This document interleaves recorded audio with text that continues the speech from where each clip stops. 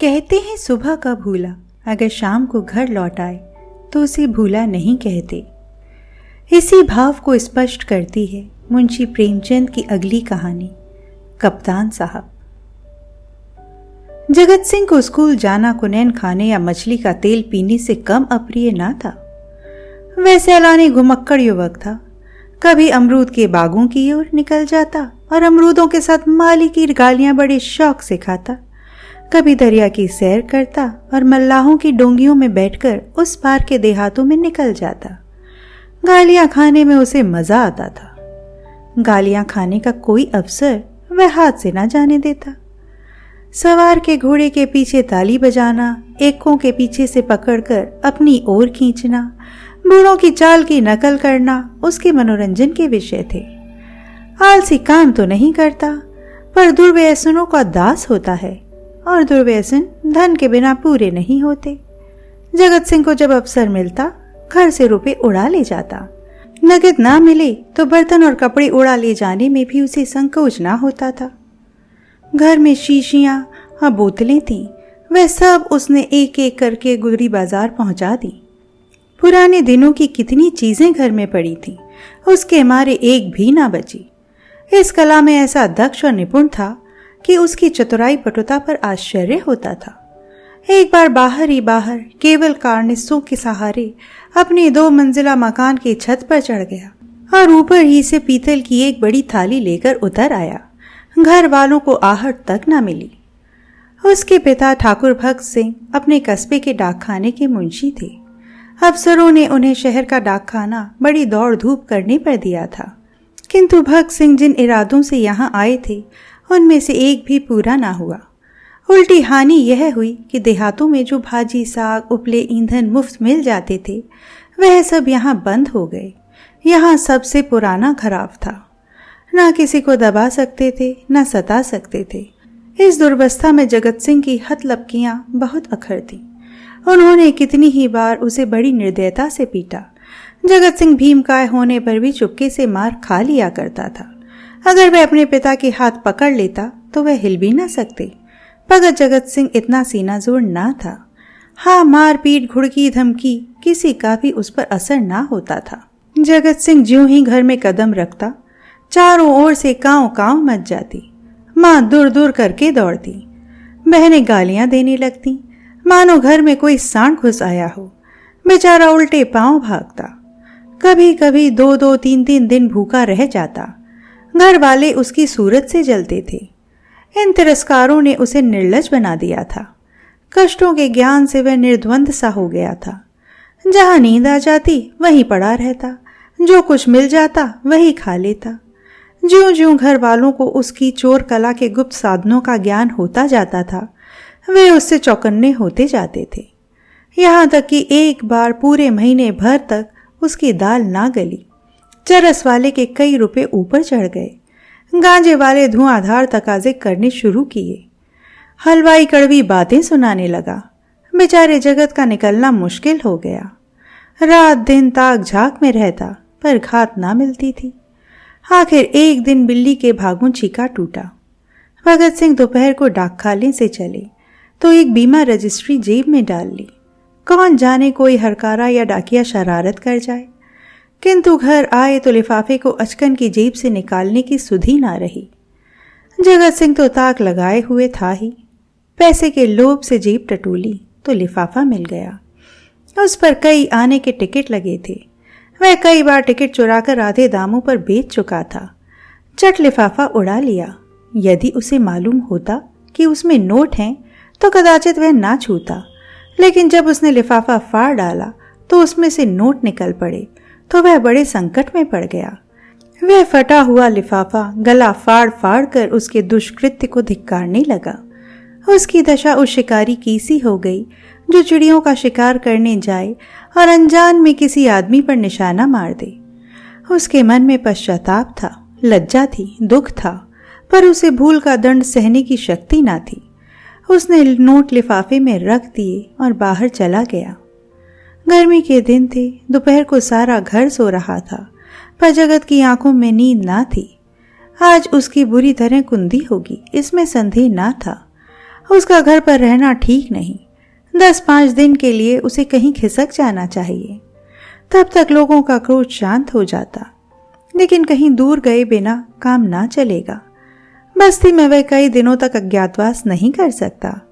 कोई ना कोई जरूर ही उसका पता देगा और वह पकड़ लिया जाएगा। दूर जाने के लिए कुछ ना कुछ खर्च तो पास होना ही चाहिए। क्यों ना वह लिफाफे में से एक नोट निकाल ले। यह तो मालूम ही हो जाएगा कि उसने लिफाफा फाड़ा है, फिर एक नोट निकाल लेने में क्या हानि है। दादा के पास रुपए तो हैं ही, झक मार कर दे देंगे। यह सोचकर उसने 10 रुपए का एक नोट उड़ा लिया। मगर उसी वक्त उसके मन में एक नई कल्पना का प्रादुर्भाव हुआ। अगर ये सब रुपए लेकर किसी दूसरी शहर में कोई दुकान खोल ले तो बड़ा मजा हो। फिर एक एक पैसे के लिए उसे क्यों किसी की चोरी करनी पड़े। कुछ दिनों में बहुत सा रुपया जमा करके घर आएगा तो लोग कितने चकित हो जाएंगे। उसने लिफाफे को फिर निकाला। उसमें कुल 200 रुपए के नोट थे। 200 में दूध की दुकान खूब चल सकती थी। आखिर मुरारी की दुकान में तो 2-4 कड़ाव और 2-4 पीतल के थालों के सिवा और क्या है। लेकिन कितने ठाठ से रहता है। रुपयों की चरस उड़ा देता है। एक एक दाव पर 10-10 रुपए रख देता है। नफा ना होता तो वह ठाठ कहाँ से निभाता। इस आनंद कल्पना में वह इतना मग्न हुआ कि उसका मन उसके काबू से बाहर हो गया। जैसे प्रवाह में किसी के पांव उखड़ जाएं और वह लहरों में बह जाए।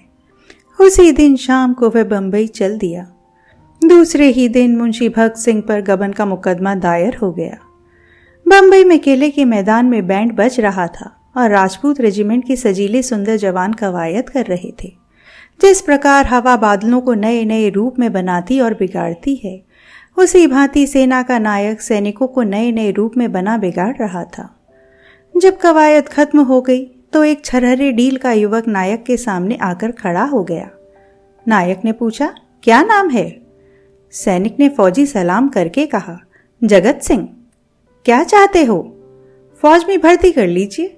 मरने से तो नहीं डरते? बिल्कुल नहीं, राजपूत हूं। बहुत कड़ी मेहनत करनी पड़ेगी, इसका भी डर नहीं। अदन जाना पड़ेगा, खुशी से जाऊंगा। कप्तान ने देखा बला का हाजिर जवाब मंचला हिम्मत का धनी जवान है। तुरंत फौज में भर्ती कर लिया। तीसरे दिन रेजिमेंट अदन को रवाना हुआ। मगर ज्यों ज्यों जहाज आगे चलता था, जगत का दिल पीछे रह जाता था। जब तक जमीन का किनारा नजर आता रहा, वह जहाज के डेक पर खड़ा अनुरक्त नेत्रों से उसे देखता रहा। जब वह भूमि तट जल में विहीन हो गया तो उसने एक ठंडी सांस ली और मुंह ढाँप कर रोने लगा। आज जीवन में पहली बार उसे प्रियजनों की याद आई। वह छोटा सा अपना कस्बा, वह गांजे की दुकान, वह सैर सपाटे, वह सुहृदय मित्रों के जमकर आंखों में फिरने लगे। कौन जाने फिर कभी उनसे भेंट होगी या नहीं। एक बार वह इतना बेचैन हुआ कि जी में आया पानी में कूद पड़े। जगत सिंह को अदन में रहते 3 महीने गुजर गए। भांति भांति की नवीनताओं ने कई दिन तक उसे मुग्ध किए रखा। लेकिन पुराने संस्कार फिर जागृत होने लगे। अब कभी कभी उसे स्नेहमयी माता की याद आने लगी, जो पिता के क्रोध, बहनों के धिक्कार और स्वजनों के तिरस्कार में भी उसकी रक्षा करती थी। उसे वह दिन याद आया जब एक बार वह बीमार पड़ा था। उसके बचने की कोई आशा ना थी, पर ना तो पिता को उसकी कुछ चिंता थी, ना बहनों को। केवल माता थी, जो रात की रात उसके सिरहाने बैठी अपनी मधुर स्नेहमयी बातों से उसकी पीड़ा शांत करती रहती थी। उन दिनों कितनी बार उसने उस देवी को नीरव रात्रि में रोते देखा था।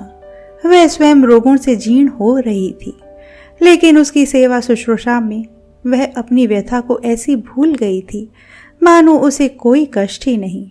क्या उसे माता के दर्शन फिर होंगे? वह इसी शोभ और नैराश्य में समुद्र तट पर चला जाता और घंटों अनंत जल प्रवाह को देखा करता। कई दिनों से उसे घर एक पत्र भेजने की इच्छा हो रही थी, किंतु लज्जा और ग्लानि के कारण वह टालता जाता था। आखिर एक दिन उससे ना रहा गया। उसने पत्र लिखा और अपने अपराधों के लिए क्षमा मांगी। पत्र आदि से अंत तक भक्ति से भरा हुआ था। अंत में उसने इन शब्दों से अपनी माता को आश्वासन दिया था, माता जी, मैंने बड़े बड़े उत्पात किए हैं। आप लोग मुझसे तंग आ गई थीं। मैं अपनी सारी भूलों के लिए सच्चे हृदय से लज्जित हूँ और आपको विश्वास दिलाता हूँ कि जीता रहा तो कुछ ना कुछ करके दिखाऊंगा। तब कदाचित आपको मुझे अपना पुत्र कहने में संकोच ना होगा। मुझे आशीर्वाद दीजिए कि अपनी प्रतिज्ञा का पालन कर सकूं। यह पत्र लिखकर उसने डाकखाने में छोड़ा और उस दिन से उत्तर की प्रतीक्षा करने लगा। किंतु 1 महीना गुजर गया और कोई जवाब ना आया। उसका जी घबराने लगा। जवाब क्यों नहीं आता? कहीं माताजी बीमार तो नहीं है? शायद दादा ने क्रोधवश जवाब ना लिखा होगा। कोई और विपत्ति तो नहीं आ पड़ी? कैंप में एक वृक्ष के नीचे कुछ सिपाहियों ने शालिग्राम की एक मूर्ति रख छोड़ी थी। कुछ श्रद्धालु सैनिक रोज उस प्रतिमा पर जल चढ़ाया करते थे।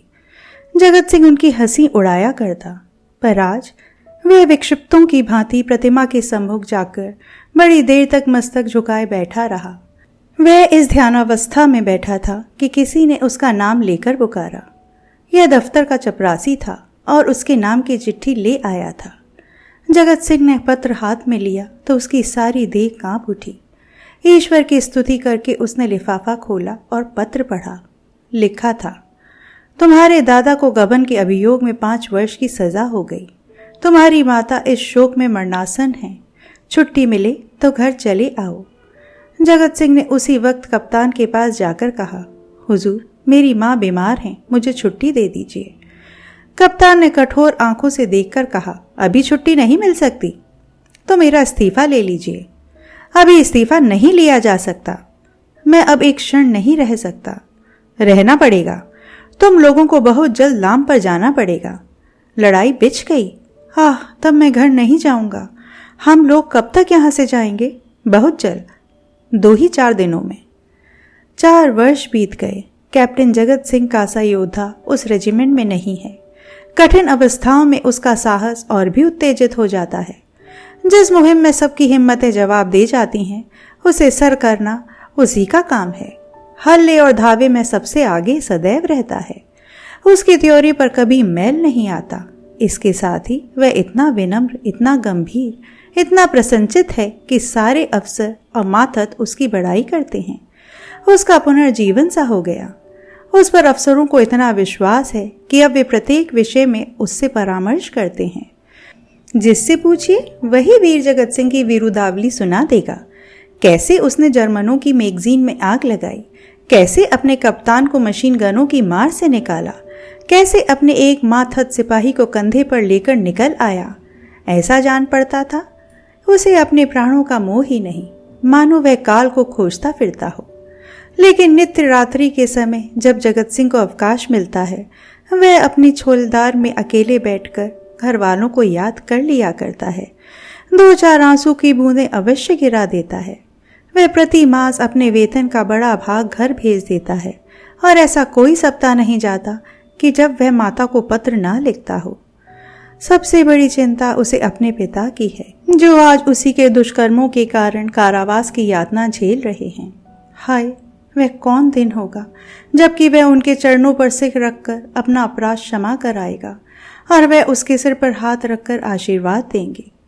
4.25 वर्ष बीत गए। संध्या का समय है। नैनी जेल के द्वार पर भीड़ लगी हुई है। कितने ही कैदियों की मियाद पूरी हो गई। उन्हें लेवा जाने के लिए उनके घर वाले आए हुए हैं, किंतु बूढ़ा भक्त सिंह अपनी अंधेरी कोठरी में सिर झुकाए उदास बैठा हुआ है। उसकी कमर झुककर कमान हो गई है। देह अस्थि पंजर मात्र रह गई है। ऐसा जान पड़ता है कि चतुर शिल्पी ने एक अकाल पीड़ित मनुष्य को मूर्ति बनाकर रख दी है। उसकी भी मियाद पूरी हो गई है, लेकिन उसके घर से कोई नहीं आया। आए कौन? आने वाला था ही कौन? एक बूढ़े किंतु हष्ट पुष्ट कैदी ने आकर उसका कंधा हिलाया और बोला, कहो भगत, कोई घर से आया? भक्त सिंह ने कंपित कंठ स्वर में कहा, घर पर है ही कौन? घर तो चलोगे ही। मेरे घर कहाँ हैं? तो क्या यहीं पड़े रहोगे? अगर ये लोग निकाल ना देंगे तो यहीं पड़ा रहूंगा।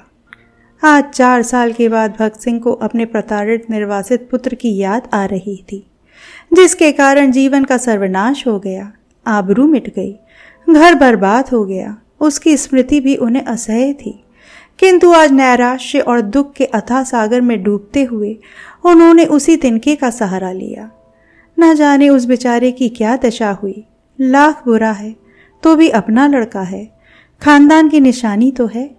मरूंगा तो 4 आंसू तो बहाएगा, 2 चिल्लू पानी तो देगा। हाय, मैंने उसके साथ कभी प्रेम का व्यवहार नहीं किया। जरा भी शरारत करता तो यमदूत की भांति उसकी गर्दन पर सवार हो जाता। एक बार रसोई में बिना पैर धोए जाने के दंड में उसे उल्टा लटका दिया था। कितनी बार केवल जोर से बोलने पर मैंने उसे तमाचे लगाए थे। पुत्र सा रत्न पाकर मैंने उसका आदर ना किया, उसी का दंड है।